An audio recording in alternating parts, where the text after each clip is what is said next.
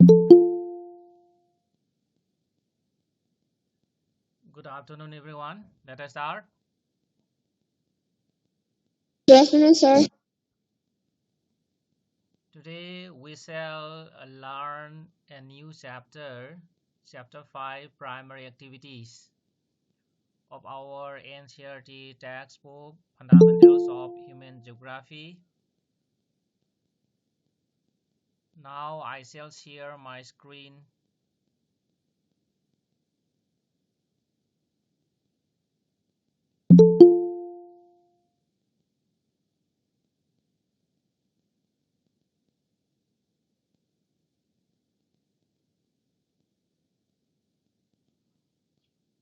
So this is the new chapter 5, primary activities.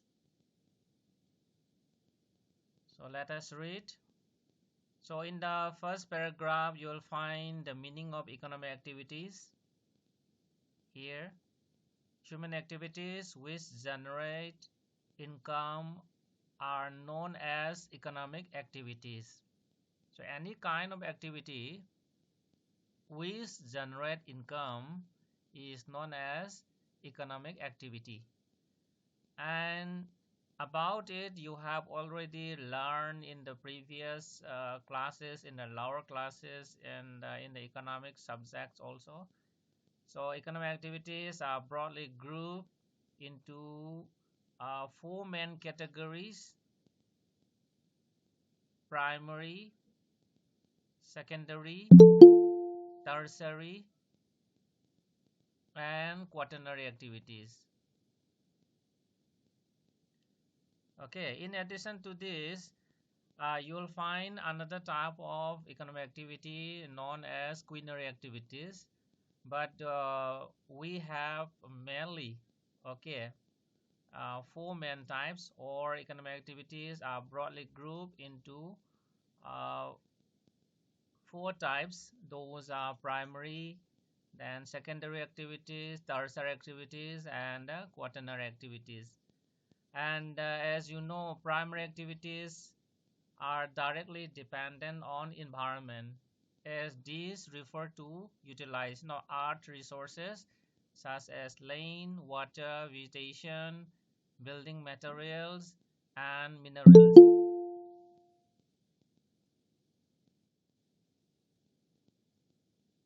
Okay, primary activities are directly dependent on environment, hence the name is given.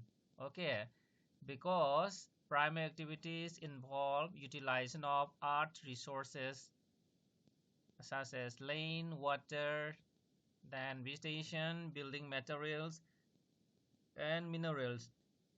So primary activities include hunting and gathering, pastoral activities, fishing, forestry, agriculture, and mining and quarrying. So these are the important primary activities, as you know. Okay, and next we have a sign post question here, a sign post question. Why are the inhabitants of coastal and plain regions engaged in fishing and agriculture respectively? Okay, why are the inhabitants of coastal and plain region engaged in fishing and agriculture respectively?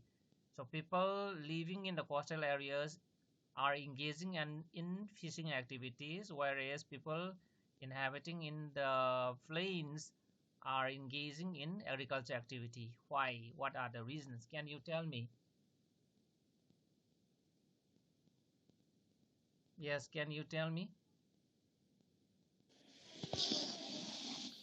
That is adaptation according to their environment. Work adaptation. Yes, yes. Can you explain further? Very good. Because uh, most of the work that can be done in the coastal areas, or whether it be plain areas or hilly areas, primary activities, that means that they are directly dependent on their environment, and the Okay, work good. should be done according to Yes, the yes. resources available. Okay. Here we may try to relate the concept of environmental determinism, okay, that you are telling. Actually, now we have the technology, but still our activities, especially the primary activities, are still determined by the physical environment. Yes, because see here, in the coastal area, this is the only or the ultimate, okay, economic activity. We don't have any other alternative. We cannot cultivate in say in the sea coast, for example. So this is the only means. This is the only economic activity that we may conduct along the sea coast. That is fishing, and likewise for the plains, as you know, plains are very fertile, and so agriculture is the main, okay, is the main activity which we may conduct. Yes, very good.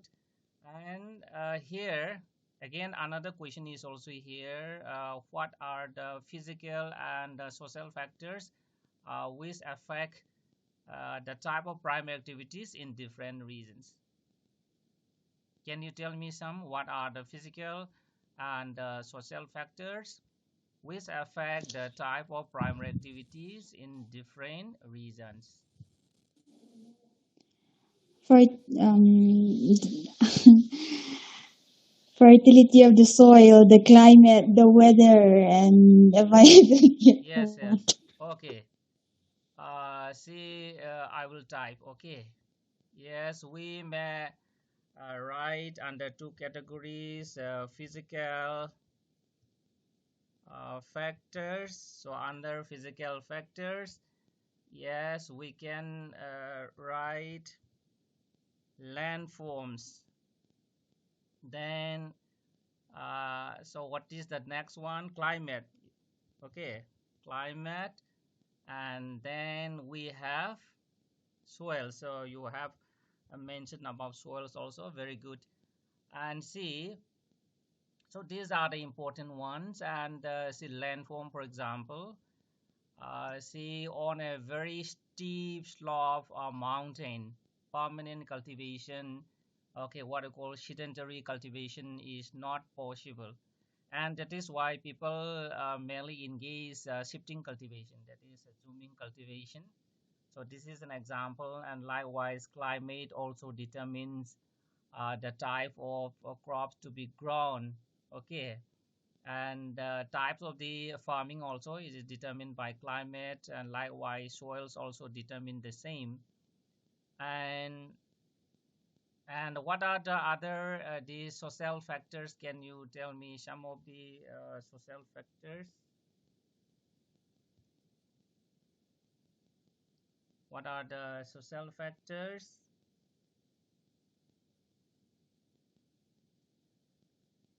So we have learned that depending on the type of the soil, these types of crop to be grown is also determined, and productivity is also different depending on the fertility of the soil. Likewise, depending on the temperature and the rainfall condition, we have to grow different types of crops in different regions of the world.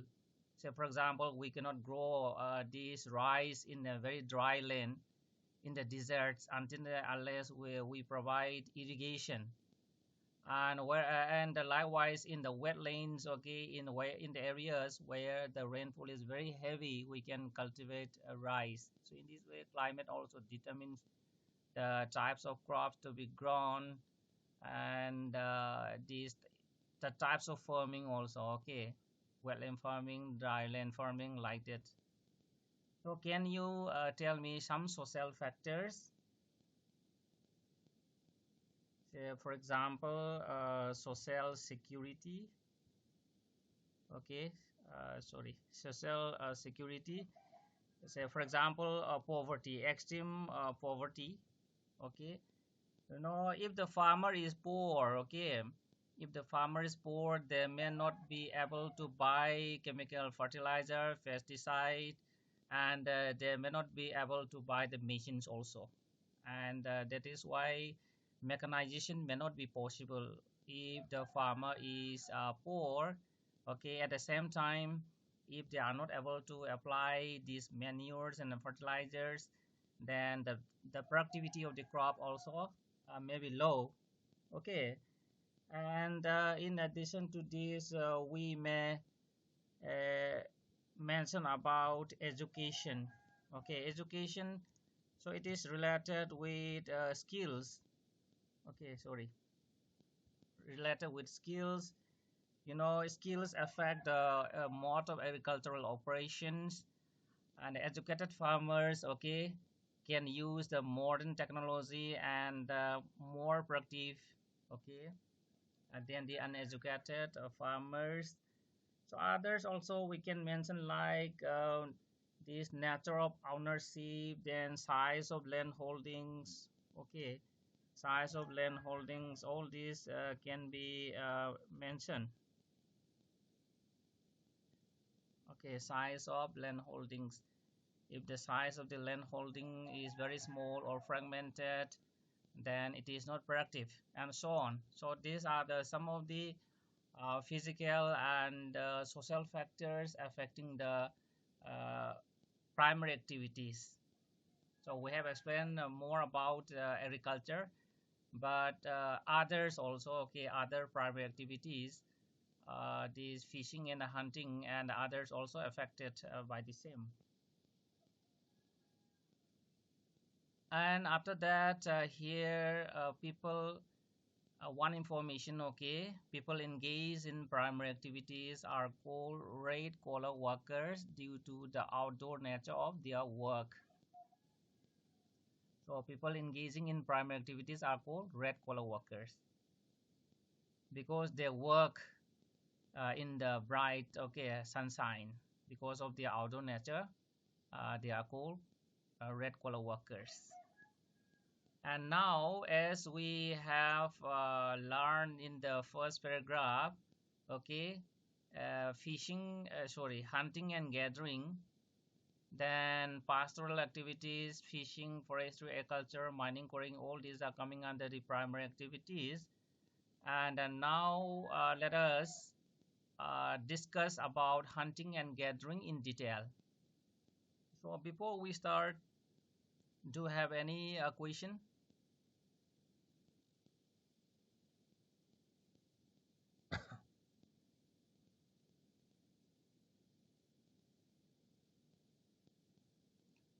Okay, if you don't have, then let us read. Earliest human beings depend on their immediate environment for their sustenance. Early human beings depend on the immediate surroundings, okay, immediate environment for their livelihood. So early human beings subsisted on, means rely on animals which they hunted and the edible plants which they gathered from the forest in the vicinity, that is from the nearby forest.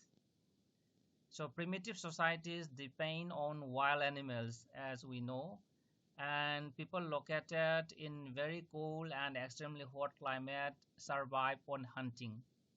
Okay, just now we have discussed about the factors affecting the primary activities, and we have discussed about climate also. One example is here, okay, people located, situated, okay, inhabited in a very cool and extremely hot climate survive on hunting because agriculture is not possible in those places.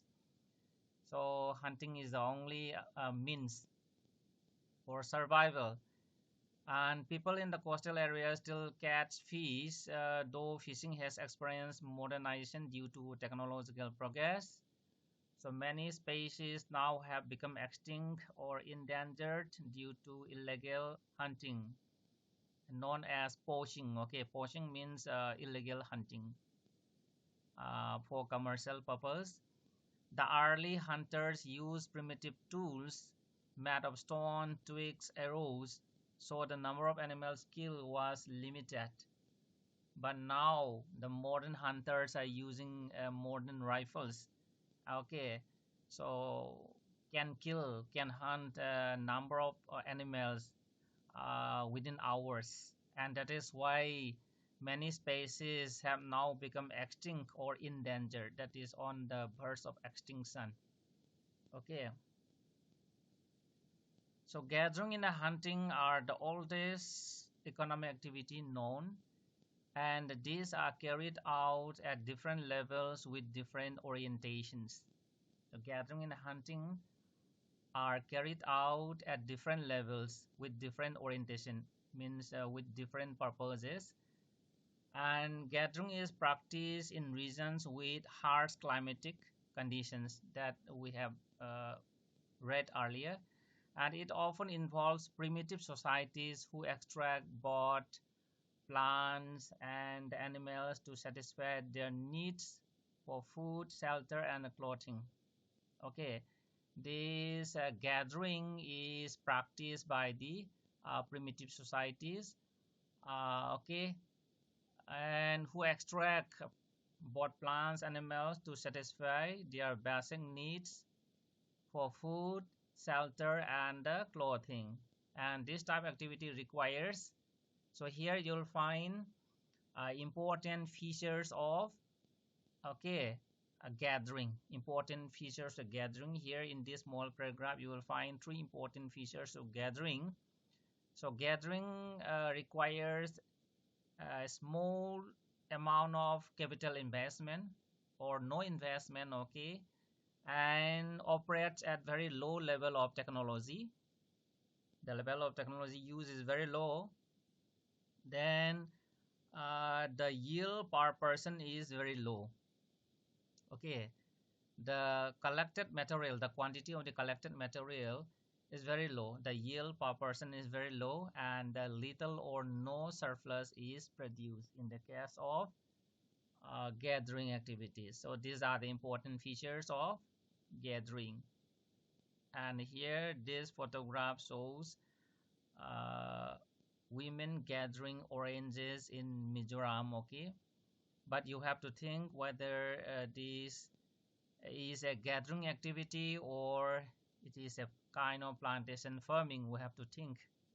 Okay, and any question up to here? Any question, boys and girls? No, sir. So next we have these areas of gathering activities. Where do we find gathering activities? Okay, gathering is practiced in high latitude zones, which include northern Canada, northern Eurasia, southern Chile. Okay, so we have two broad regions, one in the high latitudes and another in the low latitudes. Okay, in the high latitudes we have northern Canada, northern Eurasia, southern Chile, and in the low latitude means near the equator. High latitude means near the poles. Okay, in the low latitude zones such as Amazon Basin, tropical Africa, northern fringe of Australia, and interior parts of Southeast Asia. So figure number 5.2 depicts the same. Now let us look at figure number 5.2. So this is figure number 5.2. Okay, see here in the low latitude zone. So here this section is called this low latitude, sorry, high latitudes, because the value of latitudes are high. And here we have the equator here, and so we call it these low latitudes. And for the gathering activities here, northern Canada. Okay, northern Canada is here. Then this is northern Eurasia, northern part of Russia. It is also known as tundra region. Okay, and here in the this another in the southern hemisphere we have southern Chile. This is also coming under the uh, high latitudes. Then among the low latitude we have the Amazon Basin here in Brazil, then tropical Africa here, then interior part of Southeast Asia is here, then northern fringe of Australia. Okay, so these are the reasons where uh, subsistence gathering is practiced. Okay,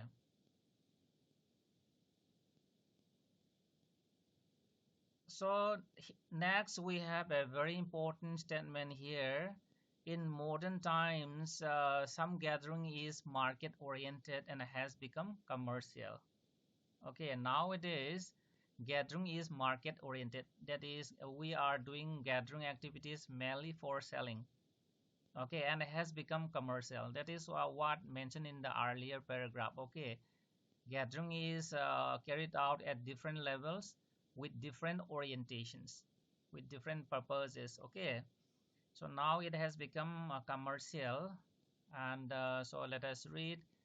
Gatherers collect these valuable plants such as leaves, barks of trees, and the medicinal plants, and after simple processing, sell the products in the market. So the gatherers collect many valuable plants, medicinal plants, okay, such as leaf, barks of trees, medicinal plants. After simple processing, sell the products in the market. So in this way, market-oriented gathering has become market-oriented. So for example, this cinchona, okay, cinchona tree is a very useful medicinal plant, and it is used in manufacturing this quinine, okay, the medicine for treatment of malaria is collected. Just I will show you. Okay, see here, this one.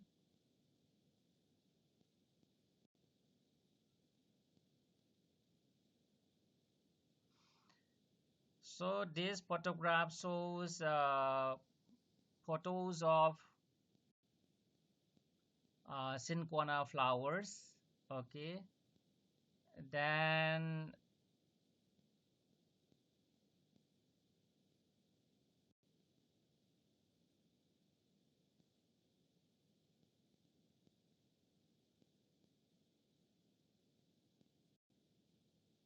and this photograph shows the cinchona fruits. Okay,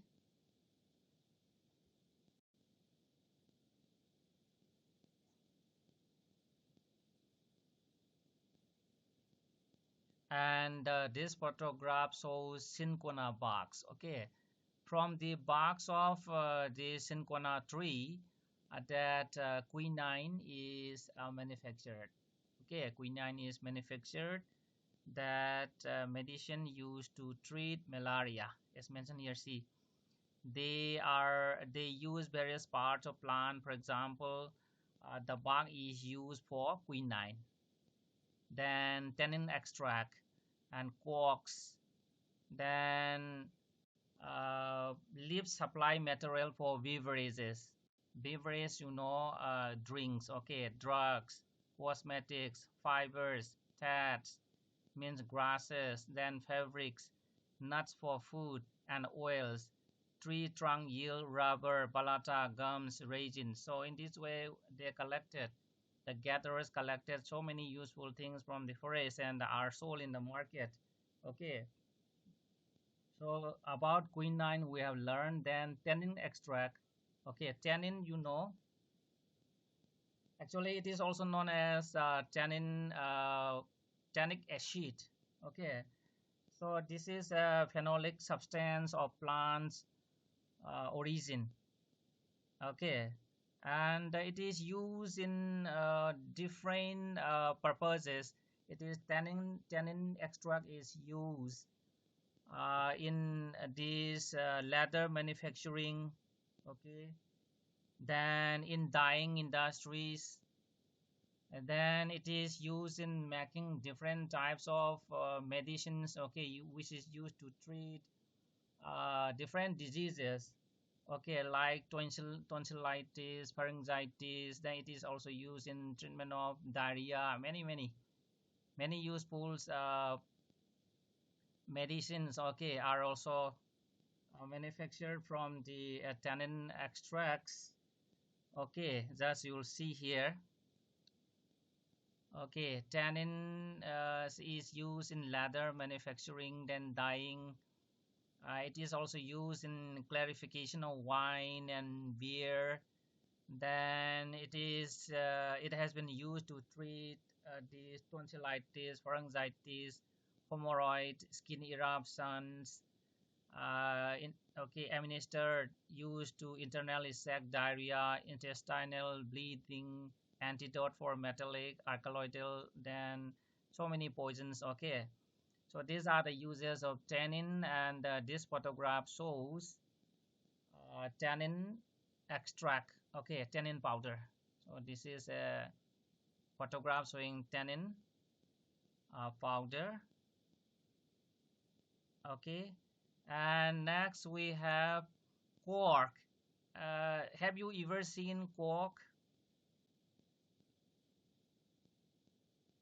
You know quark. You may, if you have visited the science lab, you may find quark. Okay, quark is an impervious. Impermeable. Okay, quark is an impermeable. That is, water cannot pass through, liquid cannot pass through, buoyant, light, elastic, and a fire retardant material. Okay, it is a bark tissue harvested primarily from a tree called Quercus suber. That is a kind of oak. Okay, a kind of oak. So I will show you a photograph, and just see here. See this photograph shows untreated cork funnel. This photograph shows. Then another photograph we have. See here. So this is the bark of Quercus suber, a kind of this oak tree. Okay, cork known as cork oak. So from this bark, that untreated cork is manufactured. Okay, then the ultimate product is this. So this is the product. This is a cork stopper used to cap the wine bottles or chemicals. Okay, and this is very useful product obtained from the forest. And so this photograph shows this leaves and acorn of chestnut oak. Okay, leaves and acorn of chestnut oak. And so this is an important source of tannin. Okay, this plant is an important source of this tannin. You know, chestnut oak, very important source of tannin. And about the raisins. Okay, raisins, you know, raisin is a solid or a semi-solid viscous substance obtained from certain plants, and it is also used and for different purposes, like in manufacturing adhesives, varnishes. Okay, I will show you some photographs. So this photograph shows a kind of resin. Okay, Araucaria resin. Okay, then we have this is the dried one, lump of dried resin. Okay,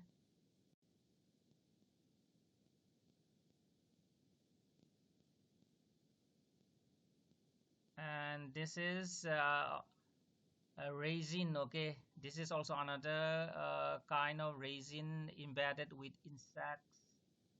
Then here this is resin obtained from pine tree.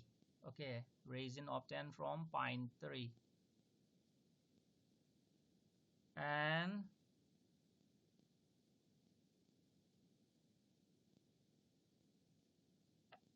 okay, see here, this tree is Zapota tree. Okay, Zapota tree. And see here, just let us read this area. Okay, The name of the part of the chewing gum after flavor is gone. Do you know the name of the part of the chewing gum after flavor is gone? I think all of you, okay, are eating these, okay, chewing these chewing gums, and it is called sickle. Okay, the part of the chewing gum after flavor is gone is called sickle, and it is made from the milky juice of Japota tree. Just now you have seen it. So this is the Japota tree, and this tree uh, releases, okay, a kind of this latex, okay, gum, and from that the latex is known as sickle, and from that chewing gum is manufactured. Okay, and about and this is the fruit of Zapota tree. Okay, and about the this balata actually, okay, balata, you know, this is a tropical hardwood tree, as you'll find here. Balata, this is a tropical hardwood tree yielding balata gum or latex. Okay, and balata gum or latex is used as a substitute of rubber. So in this way we get so many useful things from the forest, and we gathered it and are sold in the market. And that is why it is said that in the modern times gathering is market oriented and has become commercial. Okay, and gathering has little chance of becoming important at the global level. However, gathering has a little chance of becoming important in a global level. So we cannot collect these materials on a large scale. If we do it, then there will be environmental degradation. Okay, products of such an activity cannot compete in the world market. Moreover, synthetic products often of better quality and at lower prices have replaced many items supplied by the gatherers in the tropical forests. So these are the challenges faced by the gatherers. Okay. So boys and girls, any question? No, sir.